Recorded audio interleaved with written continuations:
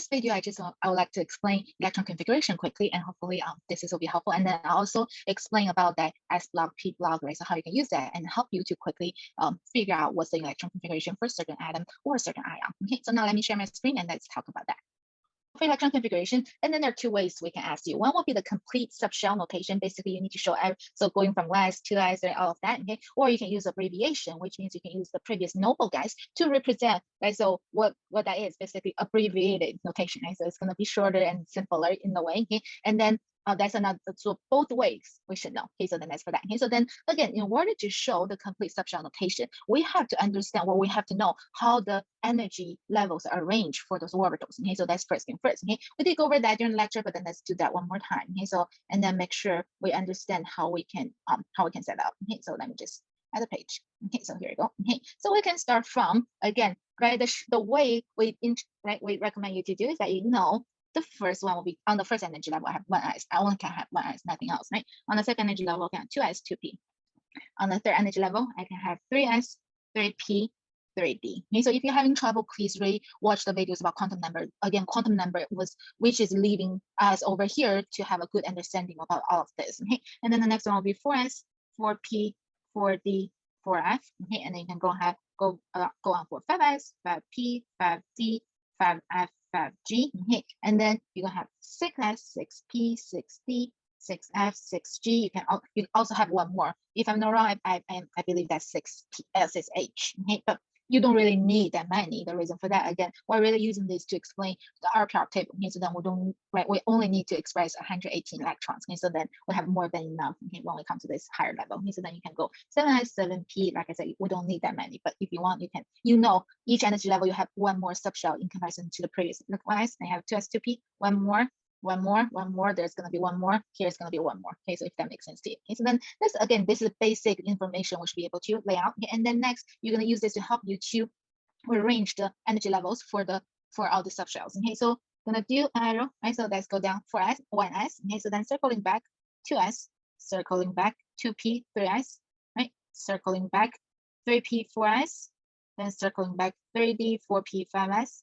Right, then it's going to circle back and keep on going. Okay, so then you can write the orders. Okay, so then at least at this moment we know we should have 1s, next is 2s, based on what we just did, then will be 2p, 3s, 3p, it's 4s, then 3d, then 4p, then 5s, and then 4d, 5p, 6s, right? Okay, and then keep on going 4f, all of that. Okay, so again, the reason why we have to do this, you see some energy level, some subshell. We all thought 4s should be the higher energy level. That's what we learned as the principal quantum numbers. But again, due to penetrating shielding effect, right? So then that 4s actually have slightly lower energy level than 3d. Okay, so then that's something we need to be able to show where we know how it's arranged. Okay, so then you can do this. Okay, so then that's how you can arrange the energy levels on your own by yourself, right? So that's what we can do. And then the other thing is we should have the understanding once as we know as orbitals allow on the energy level, only one of s, and then each orbital maximum can hold 2 electrons. So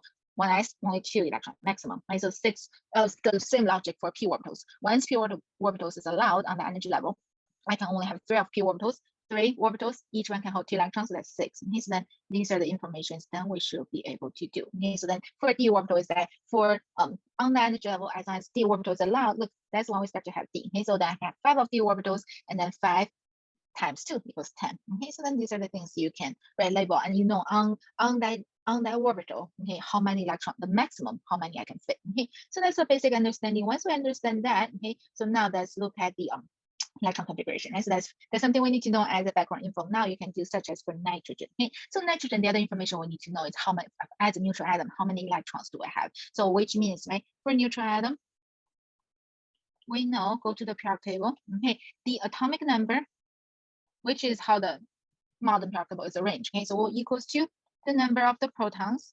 If it's neutral, also equals to the number of electrons. So then that's how you know how many electrons it has. Okay, so for nitrogen, we'll have 7 electrons. Okay, the 7 electrons. Now I know how the energy levels are arranged, right? Right, 1s, 2s, 2p. So I'm going to use that. Okay, so then therefore I have 1s. I can put 2 electrons. 2s, 2 electrons. Next energy level is 2p. I don't have 6 electrons left, right? If I only have 3, so then 3 electrons goes on to that orbital. Okay, so that's what I have. Okay, and then next one will be Si. Okay, so silicon, you go to periodic table, same logic 14 electrons. So I'm going to arrange them 1s2, 2s2, 2p6.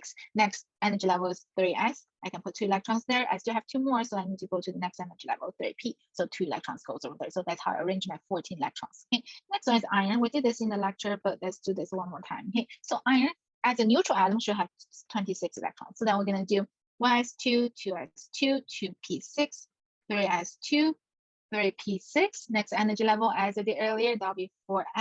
I can put 2 electrons, and the next one is 3d. I add all my electrons up, and I have 6 left, so then that's how it goes as a neutral.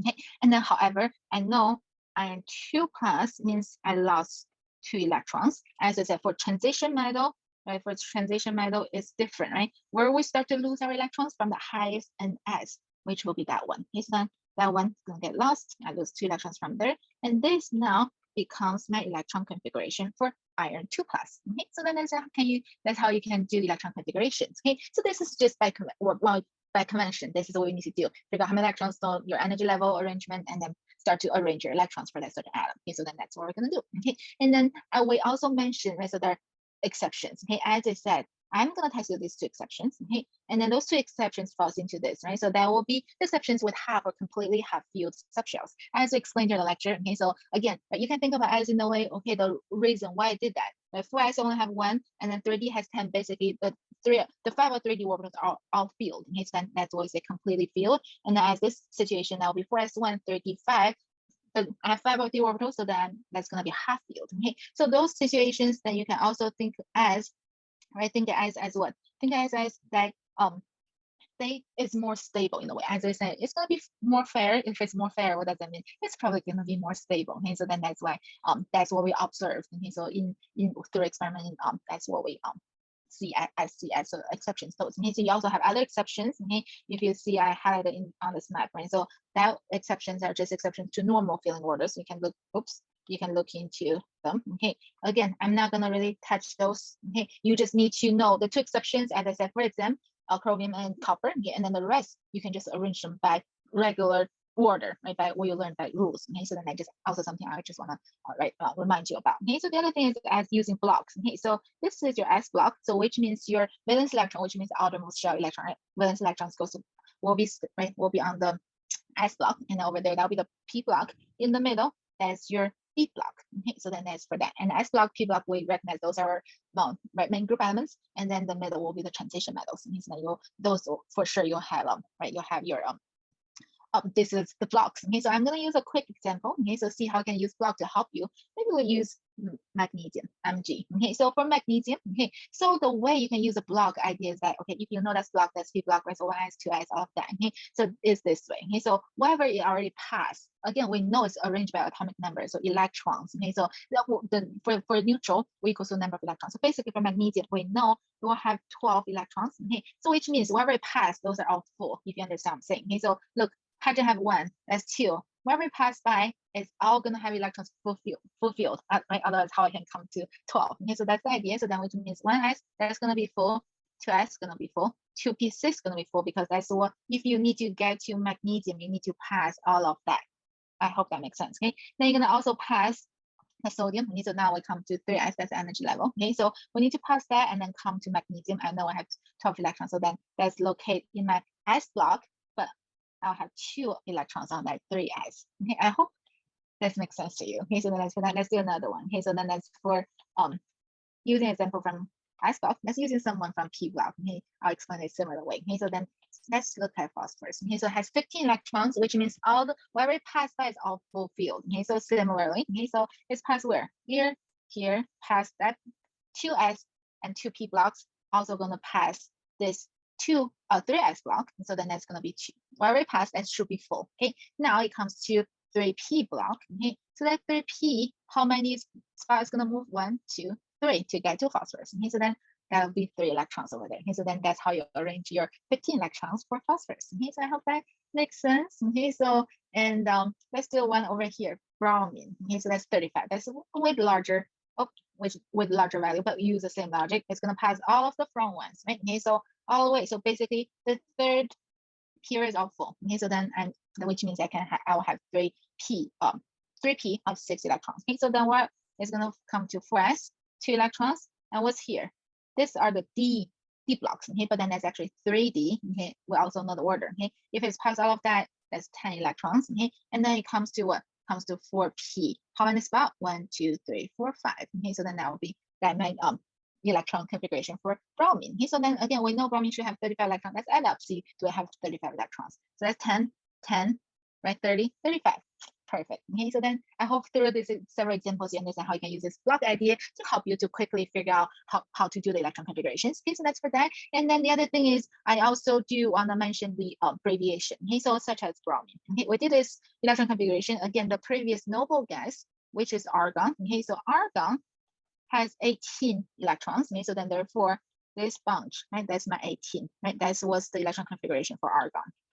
Okay, and then now all this bunch, I'm going to replace it with what? With my abbreviated form, which is argon with a bracket. Okay, so and then the rest I leave it. The rest is my 4s2, 3d10, and 4p5. If you look at this tiny one right over there, right? So that's what, right? After the abbreviation, that's what you have left right over there. Okay, so then that's how you can use abbreviation to help you to quickly. Okay, I'll test you both. Okay, so make sure you know how to do that. Okay, so then this is about electron configuration and then how you can use this SP block, and then again also the exceptions. Okay, so now I give you some more details about exceptions. Okay, so hopefully this is helpful, and maybe I think I want to do orbital diagram real quick as well. Okay, so orbital diagram, we also just did phosphorus. Okay, so we will do that really quick again. Okay, 1s2, 2s2, 2p6, 3s2, 3p3. Okay, so then that's the 15 electrons. Okay, and then for orbital diagram, this is what it's going to look like. Okay, so in one orbital, you're going to show the actual electrons how it's arranged. Okay, so then you have 2 electrons, one spin up, one spin down.